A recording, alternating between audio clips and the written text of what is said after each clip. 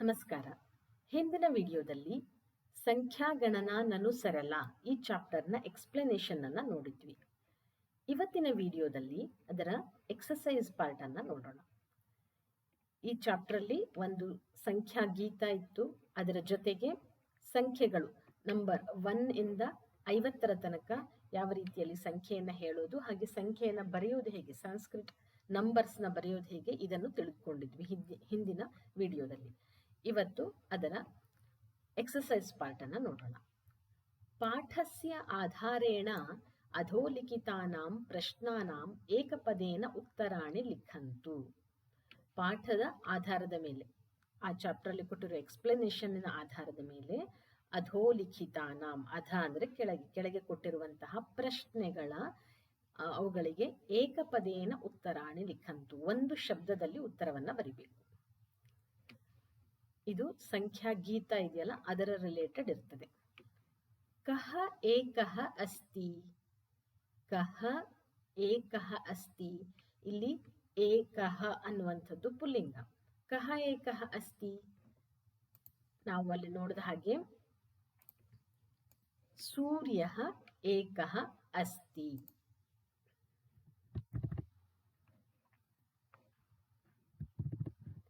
ಸೂರ್ಯ,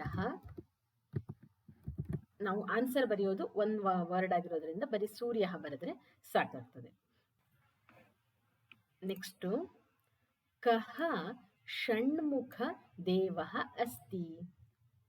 ಷಣ್ಮುಖ ದೇವ, ಷಣ್ಮುಖ 6 ಮುಖಗಳನ್ನು ಹೊಂದಿರುವ ದೇವರು ಯಾರು? ಕಹ ಅಸ್ತಿ.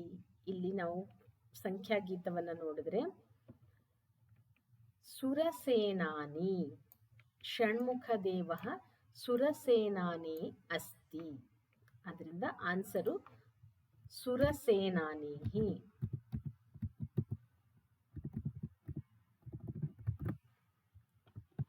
ಮುಂದೆ ಕಹ ತ್ರಿನಯನ ಮೂರ್ತಿ ಅಸ್ತಿ. ತ್ರಿನಯನ ಮೂರ್ತಿ, 3 ಕಣ್ಣುಗಳನ್ನು ಹೊಂದಿರುವ ಮೂರ್ತಿ ಯಾರು? ಕಹ. ಇಲ್ಲಿ ಲೋಕಶಂಕರ, ಲೋಕಶಂಕರ ತ್ರಿನಯನ ಮೂರ್ತಿ. ಆದ್ದರಿಂದ ಆನ್ಸರು ಲೋಕಶಂಕರ ಅಂತ ಒಂದು ವರ್ಡ್ ಅಲ್ಲಿ ಬರೀಬೇಕು. ಲೋಕಶಂಕರ. ಕಾ ಸರಳ ಅಸ್ತಿ.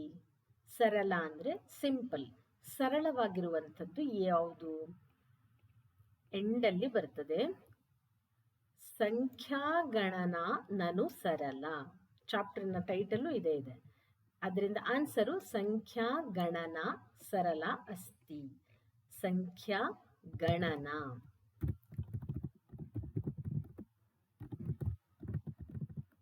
ಇದು ಆನ್ಸರ್ ಆಗ್ತದೆ.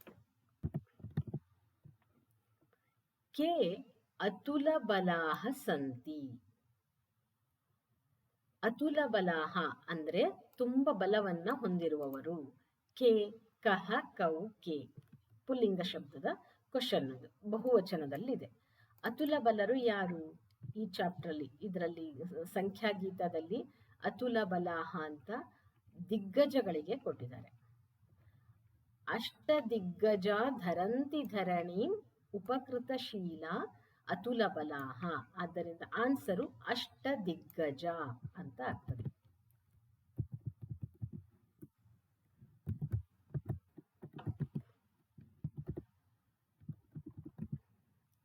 ಅಷ್ಟ ದಿಗ್ಗಜಾಹ ಅತುಲ ಬಲಾಹ.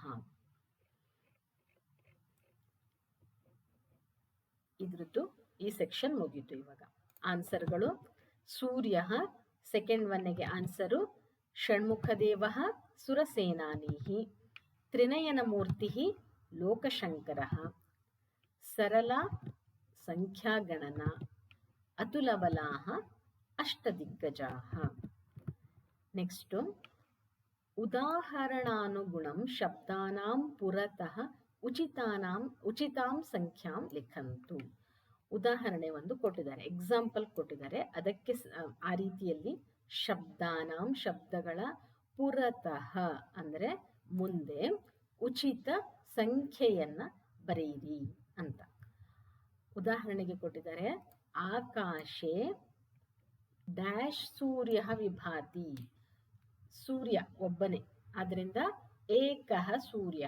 ಇಲ್ಲಿ ನಂಬರ್ ಗೊತ್ತಿರಬೇಕು, ನಂಬರ್ ಹೇಗೆ ಬರೆಯೋದು ಅಂತ ಗೊತ್ತಿರಬೇಕು. 1 ಇದು, 2 ಇಲ್ಲಿ, ಇದು 3, 4, ಹಾಗೆ 5, 6, 7, 8, 9, 10. ಸೊ ಇದರಲ್ಲಿ ಆನ್ಸರು ಏಕಃ ಸೂರ್ಯ, ಆದ್ದರಿಂದ ಈ ಆನ್ಸರ್ ಅನ್ನ ಕೊಟ್ಟಿದ್ದಾರೆ. ಸೆಕೆಂಡ್ ಕ್ವೆಶ್ಚನ್, ಮಮ ಹಸ್ತೆ ಡ್ಯಾಶ್ ಅಂಗುಲ್ಯ ಸಂತಿ. ಹಸ್ತ ಅಂದ್ರೆ ಕೈ, ಅಂಗುಲಿ ಅಂದ್ರೆ ಬೆರಳು, ಅಂಗುಲ್ಯ ಬಹುವಚನ. ಅಂಗುಲಿ, ಅಂಗುಲ್ಯೌ, ಅಂಗುಲ್ಯ. ಲೇಖನಿ, ಲೇಖನ್ಯೌ, ಲೇಖನ್ಯ. ಈಕಾರ ಅಂತ ಸ್ತ್ರೀಲಿಂಗ. ಅದರಿಂದ ಅಂಗುಲ್ಯ ಹಸ್ತೆ ಪಂಚ. ಅದರಿಂದ ಇಲ್ಲಿ ಪಂಚ ಅನ್ನೋದು 5 ಬೆರಳುಗಳಿರ್ತವೆ. ಪಂಚ ಅಂಗುಲ್ಯ. ಸಪ್ತಾಹೆ ಡ್ಯಾಶ್ ವಾಸರಾಹ ಭವಂತಿ. ಸಪ್ತಾಹ ಅಂದ್ರೆ ವೀಕ್. ಒಂದು ವೀಕ್ನಲ್ಲಿ ಎಷ್ಟು ವಾರಗಳು ಆಗ್ತವೆ? 7. ಸಪ್ತ ಬರೆಯೋದು ಹೇಗೆ? ಇದು ಸಪ್ತ, ಅದರಿಂದ ಸಪ್ತ. ಮುಂದೆ ಕಾರ್ತಿಕೇಯಸ್ಯ ಡ್ಯಾಶ್ ಮುಖಾನಿ ಸಂತಿ. ಕಾರ್ತಿಕೇಯ ಅಂದ್ರೆ ಷಣ್ಮುಖನಿಗೆ ಕಾರ್ತಿಕೇಯ ಅನ್ನುವಂಥ ಇನ್ನೊಂದು ಹೆಸರಿದೆ. ಕಾರ್ತಿಕೇಯ ಷಣ್ಮುಖ ಅಂದಾಗಲೇ ಗೊತ್ತಾಗ್ತದೆ. ಷಟ್ ಅಂದ್ರೆ 6 ಮುಖಗಳು ಇದ್ದಾವೆ. ಇಲ್ಲಿ ನಂಬರ್ಸ್ ಸಂಖ್ಯೆಗಳ ಹೇಗೆ ಬರುತ್ತೆ? 6 ಅನ್ನೋದು, ಇದು 3, ಇದು 6, ಅದರಿಂದ 6. ವ್ಯಾಕರಣೆ ಡ್ಯಾಶ್ ವಚನಾನಿ ಸಂತಿ. ವ್ಯಾಕರಣ ಅಂದ್ರೆ ಸ್ಯಾನ್ಸ್ಕ್ರಿಟ್ ಗ್ರಾಮರ್ನಲ್ಲಿ ಎಷ್ಟು ವಚನಗಳಿವೆ? ವಚನಗಳು ಅಂದ್ರೆ ಏಕವಚನ, ದ್ವಿವಚನ, ಬಹುವಚನ. ಕನ್ನಡದಲ್ಲಾದ್ರೆ 2, ಸಂಸ್ಕೃತದಲ್ಲಿ ಒಟ್ಟು 3 ವಚನಗಳು ಇವೆ. ಆದ್ದರಿಂದ ಇಲ್ಲಿ ಆನ್ಸರು 3 ಬರಬೇಕು. ಇದು 3. ಮುಂದೆ ಗಗನೆ ಡ್ಯಾಶ್ ಗೃಹಾಹ ಸಂತಿ. ಗಗನ ಅಂದ್ರೆ ಆಕಾಶ, ಆಕಾಶದಲ್ಲಿ ಗ್ರಹಗಳು ಎಷ್ಟು ಇದ್ದಾವೆ? ಗ್ರಹಗಳು ಎಷ್ಟು? 9 ಗ್ರಹಗಳು. ಇಲ್ಲಿ 9, ಇದು ನವಗ್ರಹಗಳು ಅಂತ ಕರಿತೇವೆ ನಾವು, ಆದ್ರಿಂದ 9 ಇಸ್ ದ ಆನ್ಸರ್.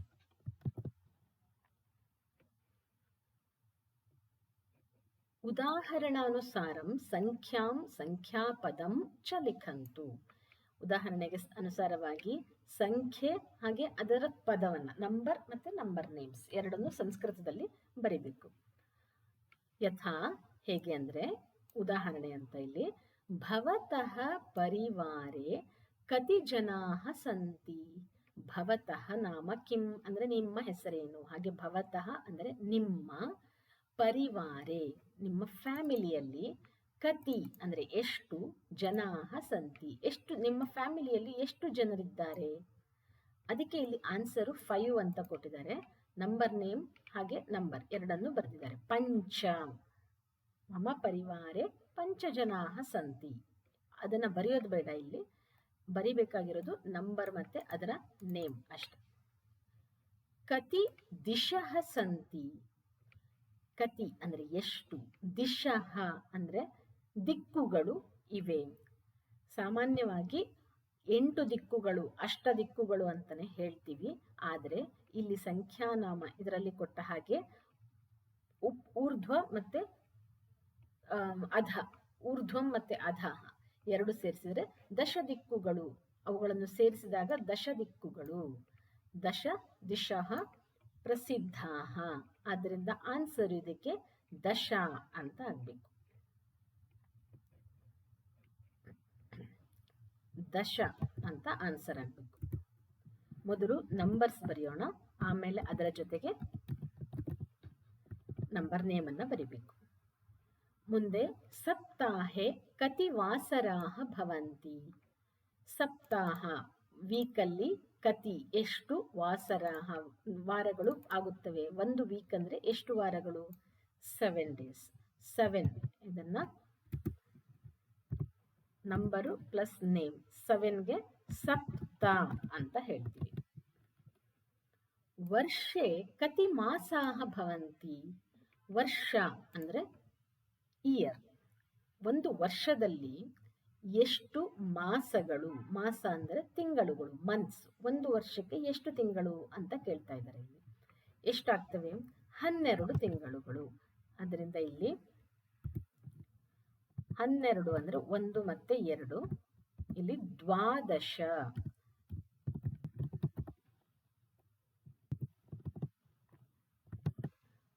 ದ್ವಾದಶ ಮಾಸಾಹ ಭವಂತಿ.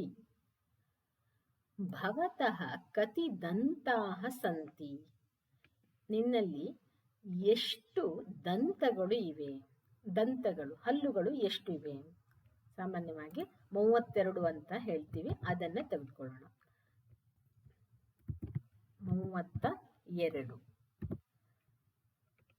30 ಅಂದ್ರೆ ತ್ರಿಂಶತ್, 32 ಅಂದಾಗ ದ್ವಾತ್ರಿಂಶತ್.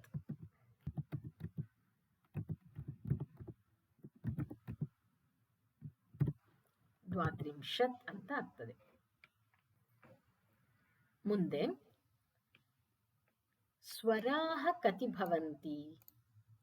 ಸ್ವರಗಳು, ಇಲ್ಲಿ ಸಂಗೀತ ಸ್ವರಗಳು ಅಂತ ತೆಗೆದುಕೊಂಡ್ರೆ ಒಟ್ಟು 7 ಸ್ವರಗಳನ್ನು ತೆಗೆದುಕೊಳ್ಬೇಕಾಗ್ತದೆ.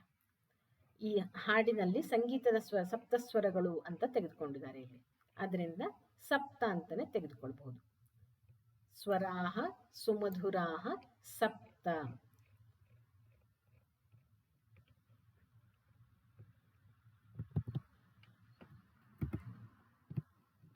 ಸಪ್ತ, ಇದು ಆನ್ಸರ್ ಆಗ್ತದೆ. ಅದೇ ಸಂಸ್ಕೃತದಲ್ಲಿ ನಾವು ಸ್ವರಗಳನ್ನ ಅಥವಾ ವರ್ಣಮಾಲೆಯಲ್ಲಿ ಸ್ವರಗಳನ್ನ ತೆಗೆದುಕೊಂಡರೆ 13, 13. ಅದನ್ನ ಹೇಗೆ ಬರಿಬಹುದು? 13. ದಶ ಅಂದ್ರೆ 10, ಏಕಾದಶ 11, ದ್ವಾದಶ 12, ತ್ರಯೋದಶ.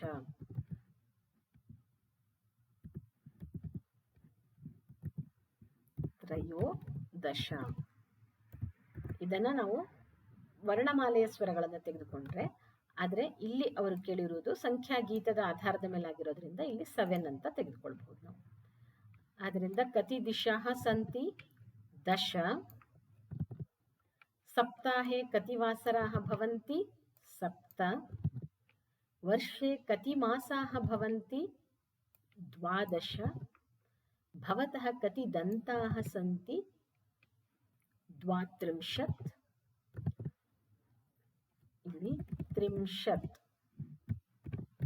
ಈ ರೀತಿಯಾಗಿ ಬರೀಬೇಕು. ಹಾಗೆ ಸ್ವರಾಹ ಕತಿ ಭವಂತಿ ಸಪ್ತ. ಮುಂದೆ ಅಧಃ ಪ್ರದತ್ತೇನ ಪದೇನ ಸಹ ಸಂಖ್ಯಾಂ ಯೋಜಯಂತು. ಅಧಃ ಕೆಳಗೆ, ಪ್ರದತ್ತೇನ ಕೊಟ್ಟಿರುವಂತಹ ಪದಗಳೊಂದಿಗೆ ಸಂಖ್ಯೆಯನ್ನ, ಇಲ್ಲಿ ನಂಬರ್ ನೇಮ್ಸ್ ಅನ್ನ ಕೊಟ್ಟಿದ್ದಾರೆ, ಅದನ್ನ ನಂಬರ್ ಜೊತೆಗೆ ನಾವು ಮ್ಯಾಚ್ ಮಾಡಬೇಕು. ಹೇಗೆ? ಪಂಚ ಅನ್ನೋದು ಯಾವುದು ಬರುತ್ತದೆ ಇಲ್ಲಿ? ಇಲ್ಲಿ ಇದು ಪಂಚ, ಇದಕ್ಕೆ ಮ್ಯಾಚ್ ಮಾಡಬೇಕು. ಹಾಗೆ ಏಕಂ ಅಂದ್ರೆ 1, ಅದನ್ನ ಈ ರೀತಿಯಾಗಿ ಬರಿತೀವಿ, ಏಕಂ. ಅಷ್ಟ 8, ಇದು 8, ಅಷ್ಟ. ವಿಂಶತಿ, ವಿಂಶತಿ ಅಂದ್ರೆ 20, 2 ಮತ್ತೆ 0, ಇದು ಆನ್ಸರ್ ವಿಂಶತಿ. ತ್ರಯೋದಶ, ದಶ ಅಂದ್ರೆ 10, ತ್ರಯೋದಶ ಅಂದ್ರೆ 10ರಿಂದ 3 ಜಾಸ್ತಿ ಅಂದ್ರೆ 13, ಇದು ಆನ್ಸರ್. ಸೊ ಇದರ ಆನ್ಸರು, ಮ್ಯಾಚ್ ದ ಫಾಲೋವಿಂಗ್, ಇದರ ಆನ್ಸರು ಈ ರೀತಿಯಾಗಿ ಬರ್ತದೆ. ಪಂಚ, ಏಕಂ, ಅಷ್ಟ, ವಿಂಶತಿ, ತ್ರಯೋದಶ. ಮುಂದೆ ಉಪಸ್ಥಿತಿ ಪತ್ರಂ ಪಶ್ಯಂತು ಸಂಖ್ಯಾಂ ವದಂತು ಲಿಖಂತು ಚ. ಇಲ್ಲಿ ಒಂದು ಕೋಷ್ಟಕ ತರ, ಟೇಬಲ್ ತರ ಕೊಟ್ಟಿದ್ದಾರೆ. ಇದರಲ್ಲಿ ಸಂಖ್ಯೆಗಳನ್ನ ಕೊಟ್ಟಿದ್ದಾರೆ, ಅದಕ್ಕೆ ಒಂದು ಹೆಸರನ್ನ ಕೊಟ್ಟಿದ್ದಾರೆ. ಉದಾಹರಣೆಗೆ ಏಕ, ಏಕಂ, ಗಣೇಶ ಅಂತ ಹೆಸರು ಕೊಟ್ಟಿದ್ದಾರೆ. ಇದನ್ನ ಉಪಸ್ಥಿತಿ ಸಂಖ್ಯೆ ಅಂದ್ರೆ ಆರ್ಡಿನರಿ ನಂಬರ್ ತರ ಕೊಟ್ಟಿದ್ದಾರೆ ಇಲ್ಲಿ. ಆದ್ರೆ ಇಲ್ಲಿ ಆರ್ಡಿನರಿ ನಂಬರ್ ಅನ್ನ ಹೇಳಿಲ್ಲ, ಏಕಂ ದ್ವೇ ಸಂಖ್ಯಾ ನೇಮನ್ನೇ ಕೊಟ್ಟಿದ್ದಾರೆ ಇಲ್ಲಿ. ದ್ವೇ ಗೀತಾಂಜಲಿ, ತ್ರೀಣಿ ಜಗನ್ನಾಥ, ಚತ್ವಾರಿ ದಿನೇಶ, ಪಂಚ ಪ್ರಜ್ಞಾ, ಷಟ್ ಬಲರಾಮ, ಸಪ್ತ ಮೋಹನ, ಅಷ್ಟ ರಾಧಿಕಾ, ನವ ಸುಭದ್ರಾ, ದಶ ಸ್ವಯಂಪ್ರಭಾ. ಇದನ್ನ ಅಟೆಂಡೆನ್ಸ್ ಲಿಸ್ಟ್ ಅಂತ ತೆಗೆದುಕೊಳ್ಬಹುದು. ಅಟೆಂಡೆನ್ಸ್ ನಂಬರ್ 1, 2, 3, 1ರಿಂದ 10 ಇದೆ. ಅದಕ್ಕೆ ಸರಿಯಾಗಿ ಹೆಸರುಗಳನ್ನ ಕೊಟ್ಟಿದ್ದಾರೆ ಇಲ್ಲಿ. ಅದರ ಆಧಾರದ ಮೇಲೆ ಕ್ವಶನ್ ಅನ್ನ ಕೇಳಿದ್ದಾರೆ. ಯಾವ ರೀತಿ ಇದೆ? ಗಣೇಶಸ್ಯ ಉಪಸ್ಥಿತಿ ಸಂಖ್ಯಾ ಕಾ? ಗಣೇಶನ ಉಪಸ್ಥಿತಿ ಸಂಖ್ಯಾ ಅಟೆಂಡೆನ್ಸ್ ನಂಬರ್ ಎಷ್ಟು? ಗಣೇಶ ಇಲ್ಲಿ 1 ಅಲ್ವಾ, ಅದರಿಂದ ಏಕಂ ಅಂತ ಬರಿಬೇಕು ಇಲ್ಲಿ. ಮುಂದೆ ಸುಭದ್ರಾಯಾ ಉಪಸ್ಥಿತಿ ಸಂಖ್ಯಾ ಕಾ? ಸುಭದ್ರಾ ಲಿಸ್ಟ್ ಅಲ್ಲಿ ಇಲ್ಲಿ ಉಪಸ್ಥಿತಿ ಸಂಖ್ಯಾ ಎಷ್ಟು? ಇದು 9 ಅಂದ್ರೆ 9 ನವ. ಹಾಗೆ ಸ್ವಯಂ ಪ್ರಭಾಯಾ ಉಪಸ್ಥಿತಿ ಸಂಖ್ಯಾ ಕಾ? ಸ್ವಯಂ ಪ್ರಭಾ ಇಲ್ಲಿ ಕೊನೆಯಲ್ಲಿ ಇದೆ. ಸ್ವಯಂ ಪ್ರಭಾ ಉಪಸ್ಥಿತಿ ಸಂಖ್ಯಾ 10 ಅದರಿಂದ 10.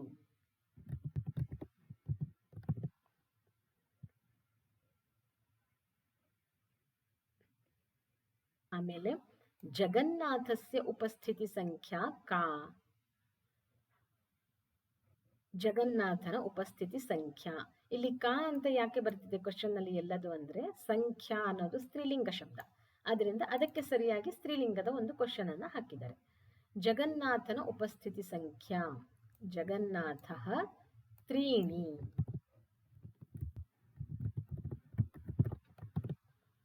ಹಾಗೆ ಗಣೇಶಸ್ಯ ಉಪಸ್ಥಿತಿ ಸಂಖ್ಯಾ ಕಾ? ಇಲ್ಲಿ ಸೇಮ್ ಕ್ವಶನ್ ಮತ್ತೆ ರಿಪೀಟ್ ಆಗಿದೆ. ಗಣೇಶನ ಉಪಸ್ಥಿತಿ ಸಂಖ್ಯಾ ಏಕಂ.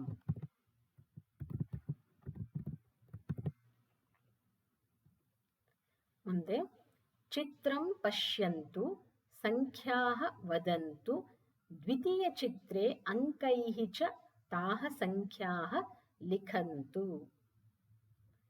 ಚಿತ್ರವನ್ನ ಇಲ್ಲಿ ನೋಡಿ ಸಂಖ್ಯೆಗಳನ್ನ ಹೇಳಬೇಕು. ತ್ರೀಣಿ ಪಂಚ, ತ್ರೀಣಿ ಚತ್ವಾರಿ, ತ್ರೀಣಿ ಅಷ್ಟ, ತ್ರೀಣಿ ಚತುರ್ದಶ ಈ ರೀತಿಯಲ್ಲಿದೆ. ಅವುಗಳನ್ನ ಸಂಖ್ಯೆಗಳನ್ನ ಬರಿಬೇಕು ನಾವು. ಹೇಗೆ? ಇಲ್ಲಿ ಮೊದಲಿನಿಂದ ತಗೊಳ್ಳೋಣ. ಪಂಚ, ಪಂಚ ಬರೆಯೋದು ಹೇಗೆ? ಇಲ್ಲಿ ನಂಬರ್ ನೇಮ್ ಇದೆ, ನಂಬರ್ನ ಅದಕ್ಕೆ ಸರಿಯಾಗಿ ಇಲ್ಲಿ ಹಾಕೊಂತ ಹೋಗ್ಬೇಕು. ಪಂಚ ಬರೆಯೋದು ಹೇಗೆ? ಪಂಚ. ಚತ್ವಾರಿ, ಚತ್ವಾರಿ ಅಂದ್ರೆ ಪಂಚ ಅಂದ್ರೆ 5, ಚತ್ವಾರಿ 4. ಏಕಂ ದ್ವೇ ತ್ರೀಣಿ ಚತ್ವಾರಿ 4 ಈ ರೀತಿಯಾಗಿ. ಹಾಗೆ ಅಷ್ಟ, ಅಷ್ಟ ಅಂದ್ರೆ 8, 7 ಅಷ್ಟ. ಮುಂದೆ ಚತುರ್ದಶ, ಚತುರ್ದಶ ಏಕಾದಶ 11, ದ್ವಾದಶ ತ್ರಯೋದಶ ಚತುರ್ದಶ ಅಂದ್ರೆ 14, ಅದರಿಂದ 14 ಈ ರೀತಿ 1 ಮತ್ತೆ 4. ಮುಂದೆ ಪಂಚಾಶತ್, ಪಂಚಾಶತ್ ಅಂದ್ರೆ 50. ಷೋಡಶ 16, 16. ದ್ವಾವಿಂಶತಿ, ಏಕವಿಂಶತಿ 21, ವಿಂಶತಿ ಅಂದ್ರೆ 20, ದ್ವಾವಿಂಶತಿ ಅಂದ್ರೆ 22. ಇದು ಆನ್ಸರು. ಪಂಚ ನಂಬರ್ ನೇಮ್ಸ್ ಕೊಟ್ಟಿರ್ತಾರೆ, ನಂಬರ್ಗಳನ್ನ ಬರಿಬೇಕು. ಪಂಚ, ಚತ್ವಾರಿ, ಅಷ್ಟ, ಚತುರ್ದಶ, ಪಂಚಾಶತ್, ಷೋಡಶ, ದ್ವಾವಿಂಶತಿ. ಹಾಗೆ ಇಲ್ಲಿ ಅದರ ಉಲ್ಟಾ ಕೊಟ್ಟಿದ್ದಾರೆ. ಚಿತ್ರಂ ಪಶ್ಯಂತು ಸಂಖ್ಯಾಃ ವದಂತು. ಪಿಕ್ಚರ್ ಅನ್ನು ನೋಡಿ ಸಂಖ್ಯೆಗಳನ್ನ ಹೇಳಿ. ದ್ವಿತೀಯ ಚಿತ್ರೇ ಶಬ್ದೈಃ ಚ ತಾಃ ಸಂಖ್ಯಾಃ ಲಿಖಂತು. 36, 3 ಮತ್ತೆ 6, 36. 36 ಹೇಗೆ ಹೇಳುದು? ಮೊದಲಿಗೆ ಇಲ್ಲಿ ಹಿಂದಿನ ಅಭ್ಯಾಸದಲ್ಲಿ ತ್ರೀಣಿ ಇದೊಂದು ಬಿಟ್ಟು ಹೋಯ್ತು. ತ್ರೀಣಿ, ತ್ರೀಣಿ ಅಂದ್ರೆ 3.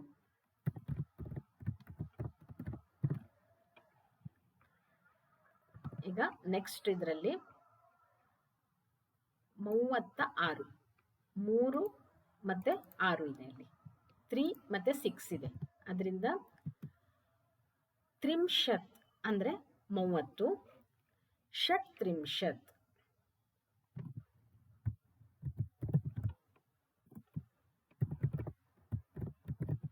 ಅಂತ ಆಗ್ತದೆ.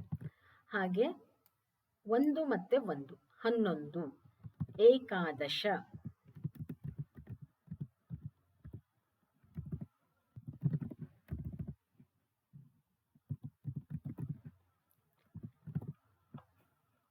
ಹದಿನೈದು, 1 ಮತ್ತೆ 7 17, 17 ಅಂದ್ರೆ ಸಪ್ತಾದಶ,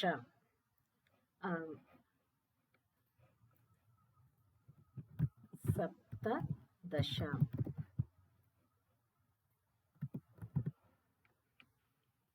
9, 9 ಅಂದ್ರೆ ನವ. 14 ಚತುರ್ದಶ.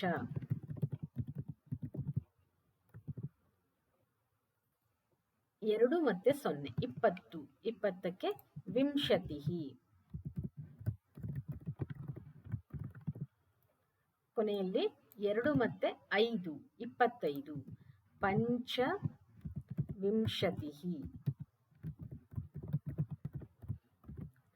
ಪಂಚವಿಂಶತಿ.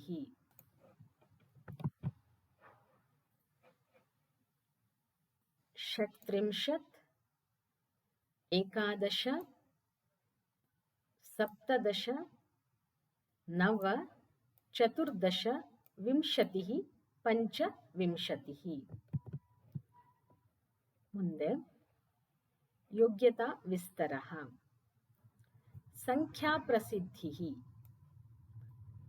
ಸಂಖ್ಯೆಗಳ ರಿಲೇಟೆಡ್ ನಂಬರ್ಸ್ ಅಲ್ಲಿ ಫೇಮಸ್ ಆಗಿರುವಂತಹ ವಿಷಯಗಳನ್ನ ಇಲ್ಲಿ ಹೇಳ್ತಾ ಇದ್ದಾರೆ. ಏಕಂ, ಏಕಂ ಬ್ರಹ್ಮ, ಬ್ರಹ್ಮನೊಬ್ಬನೇ ಅಂತ ಹೇಳ್ತೀವಿ. ಪರಮಾತ್ಮ ಒಬ್ಬನೇ ಅಂತ ಹೇಳ್ತೀವಲ್ವಾ, ಏಕಂ ಬ್ರಹ್ಮ. ದ್ವೇ, ದ್ವೇ ಅಯನೆ, ಅಯನ 2 ಅಯನಗಳು ಅಂದ್ರೆ ಉತ್ತರಾಯಣಂ ದಕ್ಷಿಣಾಯಣಂ. ಅಯನ ಅಂದ್ರೆ ಮೂಮೆಂಟ್, ಸೂರ್ಯನ ಒಂದು ಮೂಮೆಂಟ್ ಅನ್ನ ಉತ್ತರಾಯಣ ಮತ್ತೆ ದಕ್ಷಿಣಾಯಣ ಅಂತ 2 ಹೇಳ್ತೀವಿ. ತ್ರೀಣಿ 3, 3ಕ್ಕೆ ತ್ರೀಣಿ ವಚನಾನಿ, ವಚನಗಳು 3, ಏಕವಚನಂ, ದ್ವಿವಚನಂ, ಬಹುವಚನಂ. ಚತ್ವಾರಿ 4, ಚತ್ವಾರಿ ಯುಗಾನಿ 4 ಯುಗಗಳು. ಕೃತಯುಗಂ, ತ್ರೇತಾಯುಗಂ, ದ್ವಾಪರಯುಗಂ, ಕಲಿಯುಗಂ. ಇವಾಗ ನಡೀತಾ ಇರುವಂಥದ್ದು ಕಲಿಯುಗ. ಪಂಚ 5 ಅಂಗಾನಿ, 5 ಅಂಗಗಳು. ಯಾವುದು? ತಿಥಿ, ವಾಸರಃ, ನಕ್ಷತ್ರಂ, ಯೋಗಃ, ಕರಣಂ. ಇದನ್ನ ಜ್ಯೋತಿಷ್ಯದ ಪ್ರಕಾರ 5 ಅಂಗಗಳು ಅಂತ ಕರೀತಾ ಇದ್ದಾರೆ. ತಿಥಿ, ವಾರ, ನಕ್ಷತ್ರ, ಯೋಗ, ಕರಣ ಅಂತ 5 ಅಂಗಗಳಿದಾವೆ. ಮುಂದೆ ಷಟ್, ಷಟ್ ರಸಾಹ, ಷಡ್ ರಸಗಳು ಅಂತ ಹೇಳ್ತೀವಿ. ಟೇಸ್ಟ್ ನಲ್ಲಿ ಬರುವಂಥದ್ದು ಇದು. 6 ರಸಗಳು.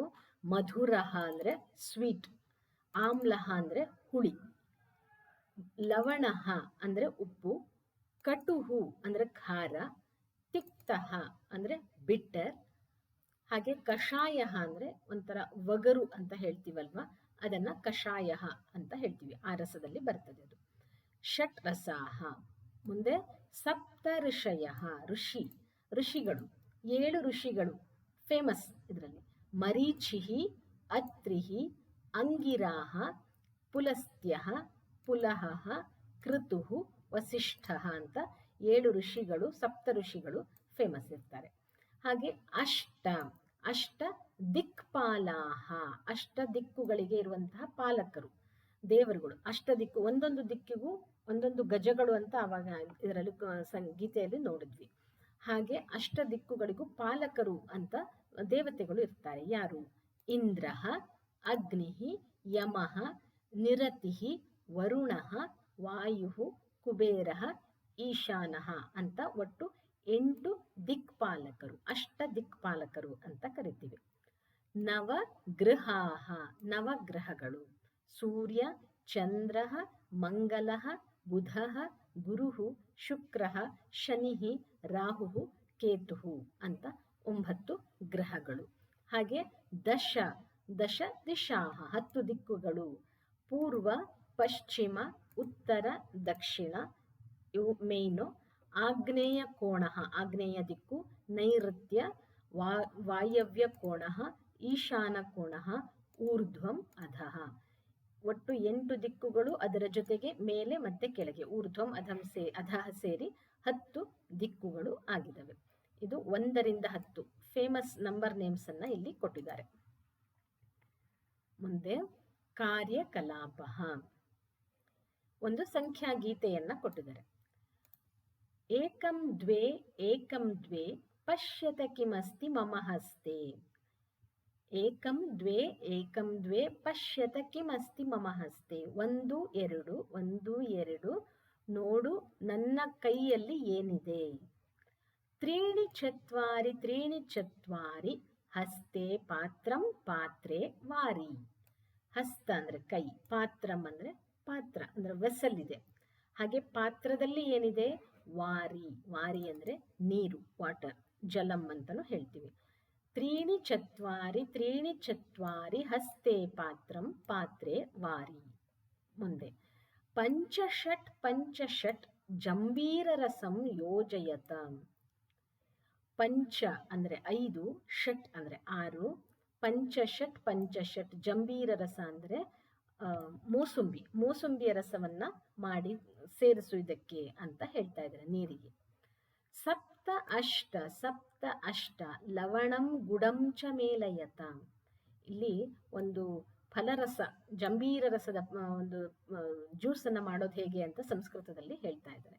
ಸಪ್ತ ಅಷ್ಟ ಲವಣಂ ಅಂದ್ರೆ ಉಪ್ಪು, ಗುಡಂ ಅಂದ್ರೆ ಬೆಲ್ಲ. ಉಪ್ಪು ಮತ್ತು ಬೆಲ್ಲವನ್ನು ಸಹ ಮೇಲಯತ ಸೇರಿಸು ಅಂತ ಅಮ್ಮಂಗೆ ಹೇಳ್ತಾ ಇದ್ದಾಳೆ ಅವಳು. ನವದಶ ಶನೈಹಿ ಮಂಥಯತ. ಶನೈಹಿ ಅಂದ್ರೆ ಮೆಲ್ಲಗೆ ಮಂಥಯತ, ಅದನ್ನ ಸ್ಟಿರ್ ಮಾಡು, ಕಲುಕು ಅಂತ ಹೇಳ್ತಾ ಇದ್ದಾರೆ. ಜ್ಯೂಸ್ ಅನ್ನ ಕಂಪ್ಲೀಟ್ ಮಾಡುವಂಥದ್ದಲ್ಲಿ. ಏಕಂ ದ್ವೇ ಪಶ್ಯತ ಕಿಮಸ್ತಿ ಮಮ ಹಸ್ತೆ. ತ್ರೀಣಿ ಚತ್ವಾರಿ ಹಸ್ತೆ ಪಾತ್ರಂ ಪಾತ್ರೆ ವಾರಿ. ಪಂಚಷಟ್ ಜಂಬೀರ ರಸಂ ಯೋಜಯತ. ಸಪ್ತ ಅಷ್ಟ ಲವಣಂ ಗುಡಂ ಚ ಮೇಲಯತ. ನವದಶ ಶನೈಹಿ ಮಂಥಯತ. ಇಲ್ಲಿ ಪರಿಯೋಜನಾ ಕಾರ್ಯಂ, ಒಂದು ಅಸೈನ್ಮೆಂಟ್ ಅನ್ನ ಕೊಟ್ಟಿದ್ದಾರೆ. ಚಿತ್ರೆ ರಿಕ್ತ ಸ್ಥಳೇಶು ಅಂಕೈಹಿ ಸಂಖ್ಯಾಂ ಲಿಖಂತು. ಸಂಖ್ಯೆ ನಂಬರ್ನ ಬರಿಬೇಕು. ಇಲ್ಲಿ 9 ಇದೆ. ಎಲ್ಲಿಂದ ಶುರು ಮಾಡಿದರೆ, ಇಲ್ಲಿಂದ ಶುರು ಮಾಡಿದರೆ 1 ನಂಬರ್ನ ಬರಿಬೇಕು ಸಂಸ್ಕೃತದಲ್ಲಿ. 2 ಏಕಂ ದ್ವೇ ತ್ರೀಣಿ ಚತ್ವಾರಿ ಪಂಚ ಷಟ್ ಸಪ್ತ ಅಷ್ಟ ನವ. ಈ ರೀತಿಯಲ್ಲಿ ಎಷ್ಟು ಕೊಟ್ಟಿದ್ದಾರೆ? ಇಲ್ಲಿ 14 ಇದೆ, 22 ಆಗ್ತದೆ ಇಲ್ಲಿ. ಮುಂದೆ 27 27, ಹಾಗೆ 35 35, 40 ಆಯಿತು, 48, 51, 52 ನಂಬರ್ ಇಲ್ಲಿ ಬಾಕ್ಸಸ್ ಇದೆ. ಸೊ ಈ ಥರ ನಂಬರ್ಸನ್ನು ಬರ್ಕೊತ ಹೋಗಬೇಕು. ಇದು ಅಸೈನ್ಮೆಂಟಲ್ಲಿ ಕೊಟ್ಟಿರುವಂಥದ್ದು. ಈ ನಂಬರ್ನ ಹೇಗೆ ಬರೆಯೋದು, ಇದಕ್ಕೆ ಇಲ್ಲಿ ಟೆಕ್ಸ್ಟ್ ಬುಕ್ಕಲ್ಲೇ ಇದನ್ನು ಕೊಟ್ಟಿದ್ದಾರೆ. 1 to 50 ಯಾವ ರೀತಿಯಲ್ಲಿ ಬರೆಯೋದು ಅಂತ ಇಲ್ಲಿದೆ. ಇದನ್ನು ನೋಡಿಕೊಂಡು ಬರಿಬಹುದು. ಇವಿಷ್ಟು ಈ ಚಾಪ್ಟ್ರಲ್ಲಿ ಬರುವಂತಹ ಎಕ್ಸಸೈಸು. ಸಂಖ್ಯಾಗಣನಾ ನನು ಸರಳ. ಈ ವಿಡಿಯೋ ಇಷ್ಟ ಆಗಿದ್ರೆ ಲೈಕ್ ಮಾಡಿ, ಶೇರ್ ಮಾಡಿ. ಹಾಗೆ ಏನಾದರೂ ಕಮೆಂಟ್ಸು ಅಥವಾ ಇನ್ಫಾರ್ಮೇಷನ್ ತಿಳಿಸೋದಿದ್ರೆ ಕಮೆಂಟ್ನಲ್ಲಿ ತಿಳಿಸಿ. ಮತ್ತು ಈ ಚಾನಲ್ಗೆ ಸಬ್ಸ್ಕ್ರೈಬ್ ಆಗಿಲ್ಲ ಅಂದರೆ ದಯವಿಟ್ಟು ಸಬ್ಸ್ಕ್ರೈಬ್ ಆಗಿ. ಮುಂದಿನ ವಿಡಿಯೋದಲ್ಲಿ ಸಿಗೋಣ. ನಮಸ್ತೆ.